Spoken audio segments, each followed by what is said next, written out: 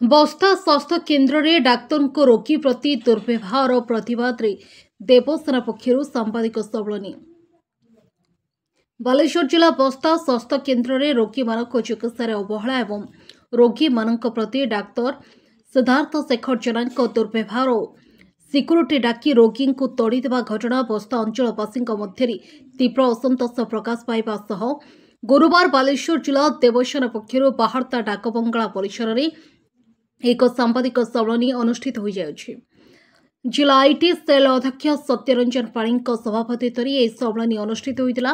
देवसेना जिला सभापति शंकर कुमार जेना गत 6 तारिख में असुस्थ हो बस्ता मेडिकल पहुंची थे। निजर देह असुस्थ कथा डाक्तर को कहवा पर डाक्तर बाबू कौन से परीक्षा न करी तांको एपेंडिसाइट होइछि बोली कही बालेश्वर को स्थानांतरित करने को परामर्श देथिले। तेबे श्री जेना अम्ल होइथिबा कहिबा परे डाक्तर उत्क्षिप्त होई गाड़ी फरिज करने सहित सिक्यूरीटी डाकी बाहर करदेवाक तागिद करथिले। एने श्री जेना बस्ता स्वास्थ्य केन्द्र भारप्राप्त अधिकारी डाक्तर देवव्रत जेना अवगत करने पर कौन से समाधान न हेबारु श्री जेना बाध्य होई बस्ता थाना रे अभियोग करने सह मुख्य चिकित्सा अधिकारी अवगत करिसेंति बोली सांबादिक सम्मेलन में प्रकाश करिसेंति। तेबे डाक्तरखाना रे मलमूत्र रक्त नमूनार परीक्षा हेबारे अनियमितता देखा देइथिया बळी विभिन्न विभाग डाक्तर नाहांती। पुणी रोगी मानक चिकित्सार अवहेला राति रोगी मानक खाद्य देवारे व्यतिक्रम करा जाउछि। जदि कौनसी रोगी प्रतिवाद करुछि तेबे भारप्राप्त डाक्तर देवव्रत जेना केते जण असामाजिक व्यक्ति को रोकी रोगी मानक धमक देवारे पछाउ नाहांती। ए सबु मौलिक समस्यार समाधान पाई देवसेना पक्षर बस्ता डाक्तरखाना डाक्तर को अन्यत्र बदली करने दाबी करिसेंति। ए सम्मेलन में जिला सभापति शंकर जेना स्वास्थ्य मंत्री और ओडिशार मुख्यमंत्री को पोस्टाल माध्यम अभियोग पत्र प्रेरित करिसेंति। देवसेना बस्तार परामर्शदाता कुमुद रंजन गिरी, ब्लॉक सभापति अंतर्जमी राउल, सेवा प्रकोष्ठ अध्यक्ष झरणा सामल, गौ सुरक्षा अध्यक्ष मनोज सामल, महेश्वर पंडा, सोदाम चरण गाण, उमेश चंद्र बेहेरा, अशोक मिश्र, बापी दास, सिद्धेश्वर महापात्र, पंचायत महासचिव कालीपद आगुआल प्रमुख उपस्थित थे। तेबे समस्या समाधान नहले आगामी दिन में देवसेना पक्षर आंदोलनर पंथा अवलंबन करिए प्रकाश करिसेंति। बाबू पाणी जिला आईटी अध्यक्ष देवसेना आमर सांबादिक सम्मेलन आज मुख्य उद्देश्य होची बस्ता गोष्ठी स्वास्थ्य केन्द्र सिद्धार्थ शंकर जेना चिकित्सा जाइथिले आमर जिला अध्यक्ष शंकर भाई तांको दुर्व्यवहार प्रदर्शन करचंती एवं सिक्यूरीटी लगेकी धक्का मारिकी बाहर करचंती। एटा तांकर चिराचरित्र पूर्व ढंग पूर्वर एमती मध्य करचंती। तांको नारे अभियोग मध्य रहिछि जे से बारंबार ए सब करूचंती ताको बोधे शक्ति जोगौचंती आमर जो एमओ देवव्रत जेना महोदय तांको शक्ति रे से ए भलिया दुर्व्यवहार करचंती।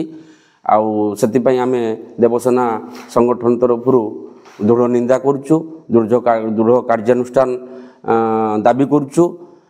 आगामी दिन में एमती जमती न हो आउ से डाक्तर प्रति दृढ़ कार्यानुष्ठान हो बोली आम चाहूँ। आम दाबी रखीचु, आम एमओ को जनईचु, बस्ता इंचार्ज को जनईचु जे दृढ़ कार्यानुष्ठान नि जाऊ बोली। सीडीएमओ को जनईचु, सीडीएमओ को फोन माध्यम गतकाली पचारिथिलु, से कहले जे जहाँ एमओ करिवे नले आम एक्शन नबु।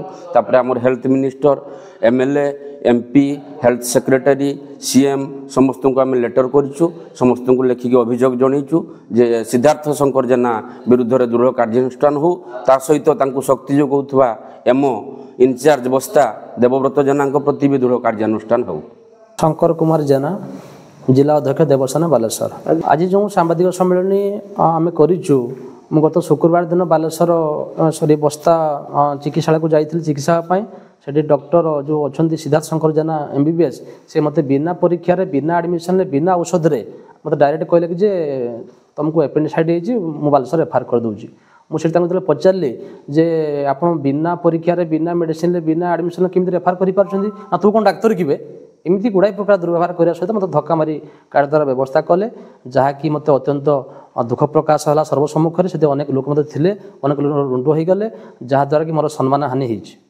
ଚାହୁଁଛି ଡକ୍ଟରଙ୍କର ଏଇଟା ଗୋଟିଏ ନିହାତି ଅଭ୍ୟାସଗତ ବ୍ୟବହାର, ଏଇଟା ନୂଆ ବ୍ୟବହାର ନୁହଁ। କାହିଁକି ନା ଏ ପ୍ରକାର ବ୍ୟବହାର ତାଙ୍କର ଆଗରୁ ପ୍ରାକ୍ଟିସ୍ ନଥିଲେ, ସେ ସିଧାସଳଖ ମୋତେ ଏଭଳି ଭାବରେ ବ୍ୟବହାର କରିପାରିନଥାନ୍ତେ। ତେଣୁ ଏହା ଆଗରୁ ମଧ୍ୟ ଅନେକ ସାଧାରଣ ଲୋକଙ୍କ ପକ୍ଷେ ଘଟଣା ଘଟିଛି, ମୋ ପକ୍ଷେ ମଧ୍ୟ ଘଟିଛି।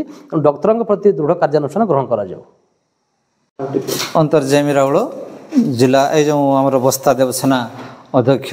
ଆଜିକାର ସାମ୍ବାଦିକ ସମ୍ମିଳନୀ ଆମ ଯେଉଁ ଜିଲ୍ଲା ଅଧ୍ୟକ୍ଷ ଶଙ୍କର ଭାଇ ଗତ 7 ତାରିଖ ଶୁକ୍ରବାର ଦିନ ଯାଇଥିଲେ ହସ୍ପିଟାଲକୁ ଚିକିତ୍ସା ହେବା ପାଇଁ। ତାଙ୍କ ପେଟରେ ଯନ୍ତ୍ରଣା ହେଇଥିଲା ପୁରୀ ଖାଇ ଦେଇଥିବା ଯୋଗୁଁ। ଆଉ ସିଏ ଲୁଙ୍ଗି ପିନ୍ଧି ସେଦିନ ପେଟ ବହୁତ ଯନ୍ତ୍ରଣା, ତେଣୁ ସେତେବେଳେ ସେ ଡ୍ରେସିଂ ହେଇ କେତେବେଳେ ଯିବେ, କେମିତି ଯିବେ, ସେମିତି ଚାଲି ଯାଇଥିଲେ ହସ୍ପିଟାଲକୁ। ତ ସିଦ୍ଧାର୍ଥ ଶଙ୍କର ଜେନା ଯିଏ ଡାକ୍ତର ଅଛନ୍ତି, ସିଏ କିଛି ଟ୍ରିଟମେଣ୍ଟ ନ କରି, କିଛି ନ ଦେଖି ଖାଲି କହିଦେଲେ ତୁମକୁ ଆପେଣ୍ଡିସାଇଟ୍ ହେଇଯାଇଛି ଆଉ ତୁମକୁ ଯିବା ପାଇଁ ପଡ଼ିବ ବାଲେଶ୍ୱର। ସେ ବାବଦରେ ଯେତେବେଳେ ଏ ଯୁକ୍ତି କଲେ, ସେ ଯୁକ୍ତିରେ ସେ ଅନେକ ଅସଭ୍ୟ ବ୍ୟବହାର କଲେ। ମୋର କହିବାର କଥା ଆମର ଯେ ଯଦି ଜଣେ ପ୍ରତିଷ୍ଠିତ ବ୍ୟକ୍ତି ଲୁଙ୍ଗି ପିନ୍ଧିକି ଗଲାବେଳକୁ ଏଭଳିଆ ବ୍ୟବହାର ହେଉଛି, ତେଣୁ ସାଧାରଣ ମଣିଷ ଯେତେବେଳେ ଯାଉଛି ଜଣେ ଡାକ୍ତରଖାନାକୁ, ତା ଭଳି କିଭଳି ତା ପ୍ରତି କିଭଳିଆ ବ୍ୟବହାର ହେଉଥିବ, ଏ ବାବଦରେ ଆମେ ଥାନାରେ ମଧ୍ୟ ଅଭିଯୋଗ କରିଥିଲୁ। ଆଉ ଥାନାର ଅଭିଯୋଗ କରିଦେବା ମାତ୍ରକେ ବିଭିନ୍ନ ମହଲରୁ ଅଭିଯୋଗ ତାଙ୍କ ପାଖକୁ ଫୋନ୍ ଆସିଲା ଯେ ଏ ବାବଦରେ ବସିଯାଅ, ଆମେ ବୁଝିଦେବୁ, ଅମୁକ ସମୟ ବିଭିନ୍ନ ପ୍ରକାର କଥା ସେଠୁ ହେଇଛି। ଏହା ସହିତ ଆମେ ଯେଉଁ ଯାଇଥିଲୁ ହସ୍ପିଟାଲ ଯେଉଁ ମୁଖ୍ୟଙ୍କ ପାଖକୁ, ଏମଓ ପାଖକୁ, ସେ ମଧ୍ୟ ଏ ବାବଦରେ ଗୁରୁତ୍ୱ ଦେଲେ ନାହିଁ କହିଲେ ଚଳେ। ଆମେ ତାଙ୍କୁ ପଚାରିଛୁ, ସେ କହିଲେ କ'ଣ ଆମେ କ'ଣ ବ୍ୟବହାର ଶିଖେଇଦେବୁ ତାକୁ? ଆମେ ପଚାରିଛୁ, ଯାଇଥିଲେ ଆମେ କଥା କହୁଥିଲେ ଯେ ତାଙ୍କର ବ୍ୟବହାର ଯେଉଁ କ'ଣ ଆମେ ତାଙ୍କୁ ବ୍ୟବହାର ଶିଖେଇଦେବୁ? ଆମ ଦ୍ୱାରା ସେ କଥା ହେଇପାରିବ ନାହିଁ। ହଁ, ଆମେ ଏକ୍ସନ୍ ହୁଏତ ନେଇପାରିବୁ, ହୁଏତ ନେଇପାରିବୁ, ଏଭଳିଆ କଥା ସେ ଆମକୁ କହିଥିଲେ। ତେଣୁ ଆମେ ଚାହୁଁଛୁ ଏହାର ଦୃଢ଼ ପଦକ୍ଷେପ ନିଆଯାଉ ଏବଂ ଯେଉଁ ଅସାମାଜିକ ଲୋକଙ୍କର ସେଠି ଆଡ୍ଡା ସାଜିଛି, ସେମାନଙ୍କ ପ୍ରବଚନାରେ ଯେଉଁ କାମ ସେଠି ହେଉଛୁ, ସେଇଟା ତୁରନ୍ତ ବନ୍ଦ ହେଉ ଏବଂ ଡାକ୍ତରଖାନାର ଯେଉଁ ସମସ୍ୟା ଅଛି ସେ ତୁରନ୍ତ ସୁଧାରା ଯାଉ।